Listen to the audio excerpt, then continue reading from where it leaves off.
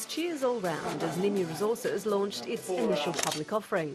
It's very exciting. It's been a long road to get to this point. The nickel explorer raised $6 million ahead of its listing to give it more money to spend on exploring its discovery in Western Australia. An initial public offering, also called a float, is when a privately owned company goes public to raise cash by selling off parts of the business known as shares on a stock exchange. It takes about 12 months of planning and regulatory approvals to get to this day. Despite that, Nimi Resources has just become the 204th company to list on the Australian Stock Exchange in 2021. This is a record year by number of listings since 2007. It's also a record year in terms of capital raised since 2014. But perhaps most importantly for us, it's an all-time record for a number of companies listing with market caps over $1 billion. Analysts say there's extra cash floating around thanks to government stimulus and record low interest rates. Companies are positioning themselves for future growth, so they're looking to bolster their balance sheets. More than half of this year's IPOs have been resources companies. It was a similar story in 2007 when 251 firms went public. We're actually seeing the biggest recovery in the mining sector in over a decade.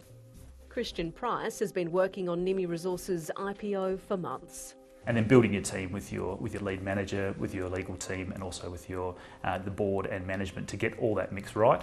And especially important is getting your geology team right with that right experience in nickel sulfides and discovering nickel sulfides. Among the countless hours of due diligence and paperwork required is the prospectus. It has all the key information about the company's risks, management and financials.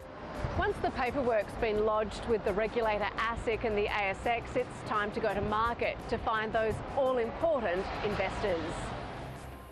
In October, software company ActivePort listed for 20 cents a share, raising $12 million.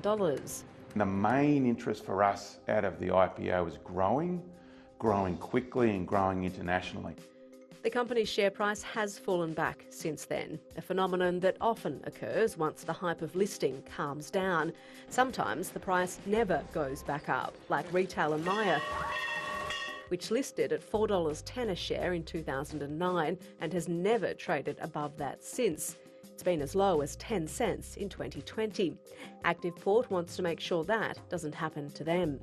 What we're finding is the market is now saying, okay, we understand what you're doing, we understand the way you're going to do it, show us the numbers. If the numbers are good, shareholders reap the benefits. Analysis by global asset manager Janice Henderson shows Australian dividend payments grew 4 times faster than the rest of the world between July and the end of September.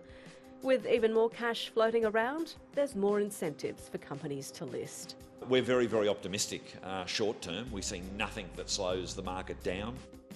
Which could mean the IPO momentum will continue in 2022.